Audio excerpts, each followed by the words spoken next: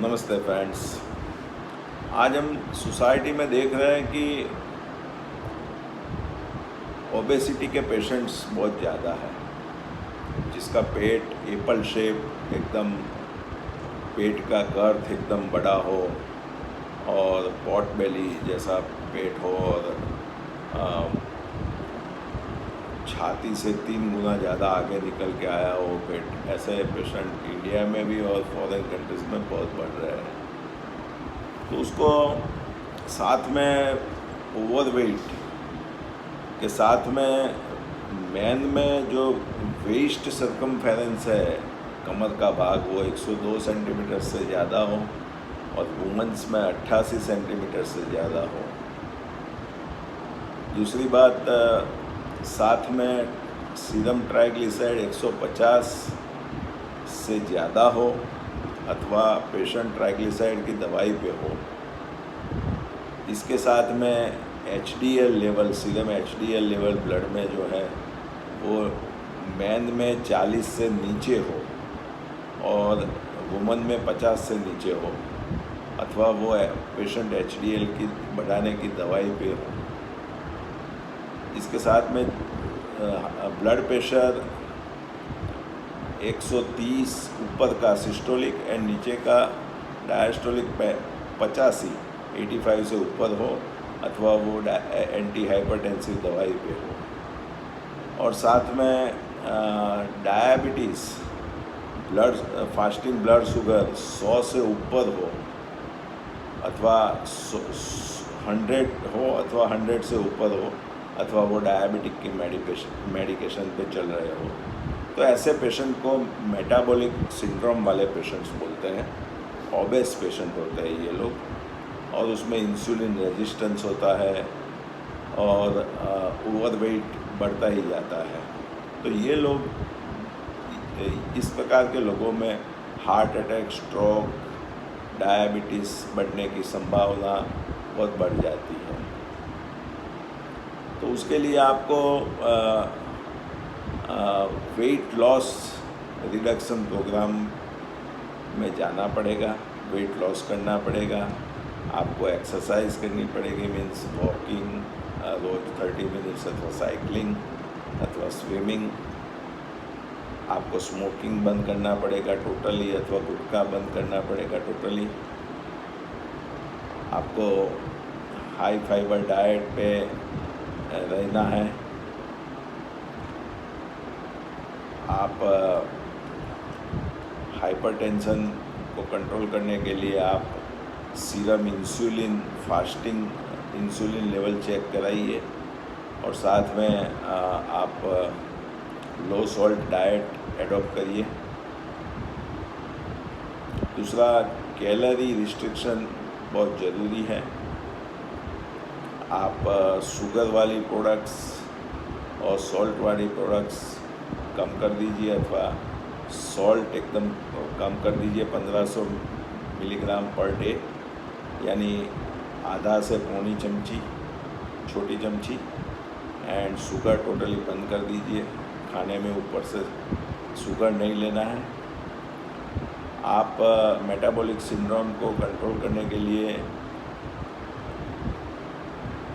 Breakfast अच्छी तरह करिए, जिसमें ओट्स है, हाई फाइबर फूड खाइए, फर्मेंटेड जो स्प्राउटेड मग होते हैं या ओट्स का आप कोई भी चीज़ बना सकते हो, उपमा, रागी की चीज़ ले सकते हैं। आप एक दो फ्रूट्स ले सकते हैं। दूसरा, आप 2 टाइम लंच प्रॉपर कीजिए, लेकिन उसकी जो प्लेट है वो आप छोटी रखिए।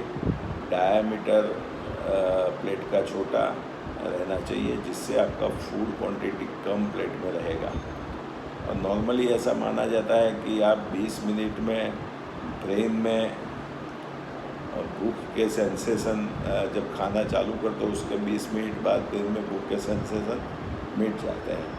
तो आप धीरे धीरे खाइए और कम खाइए, तो ऑटोमेटिकली ब्रेन आपको फुलनेस का संकेत दे देगा कि हाँ, पेट मेरा फुल हो गया है, अथवा फुलनेस से पहले आप खाना बंद कर दीजिए। एक रोटी कम खाइए। साथ में आप एक्सरसाइज, साइकिलिंग, वॉकिंग वगैरह डेली कीजिए। स्मोकिंग, अल्कोहल, गुटखा वगैरह बंद कर दीजिए। डायबिटीज़ में आप इंसुलिन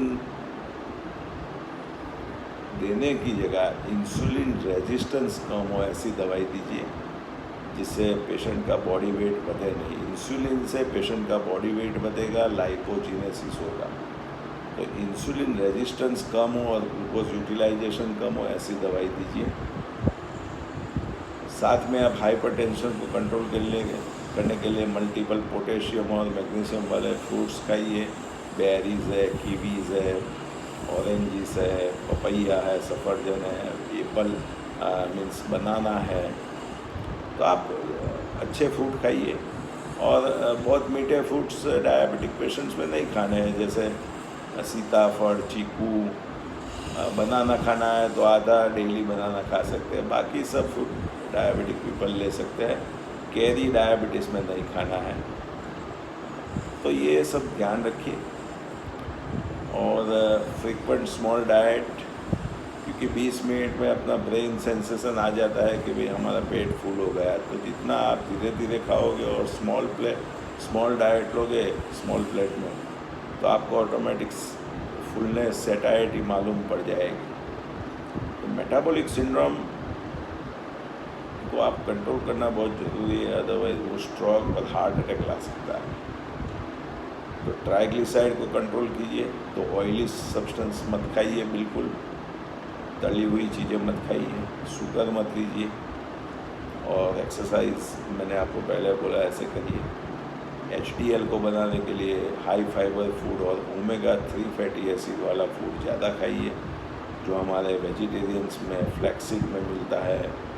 आप नट्स 2 पीस ले सकते हैं, उसमें मिलता है। तो अथवा ओमेगा 3 फैटी एसिड की कैप्सूल आप ले सकते हैं।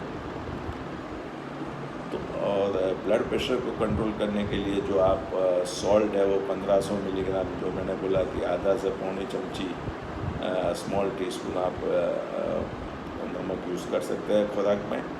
और हाई फाइबर डाइट लीजिए और मैग्नीशियम, पोटेशियम रिच फ्रूट्स खाइए।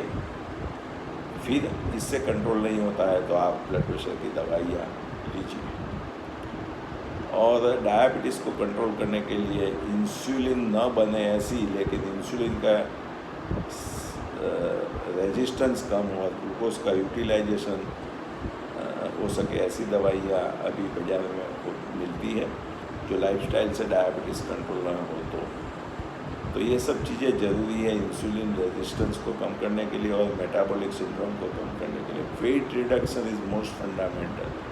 आप लो कैलोरी डाइट खाइए, न्यूट्रिशन रिच डाइट खाइए। जैसे मैन में 2400 से 3000 कैलोरी चाहिए पर डे, और अबाउ 60 एज 2000 कैलोरी के आसपास चाहिए। और वुमन में 2000 से 2400 कैलोरी और अबाउ 60 16 से 2000 कैलोरी चाहिए। तो कैलोरी ऐसे लीजिए कि जिसमें फ़ैट ना हो, शुगर ना हो, सैचुरेटेड फैट ना हो, शुगर ना हो। और कार्बोहाइड्रेट्स मीन्स स्टार्ची कार्बोहाइड्रेट्स ना हो, मीन्स मैदा की चीज़ें ना हो, वो खास ध्यान रखिए। और आप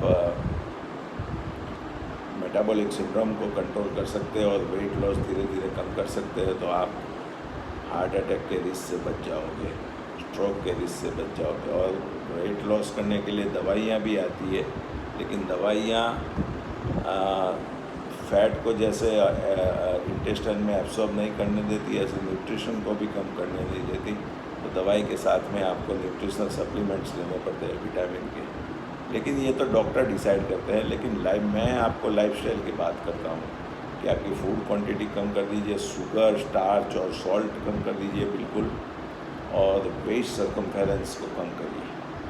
उससे आप बच जाओगे हार्ट अटैक और स्ट्रोक के रिस्क से। नमस्कार।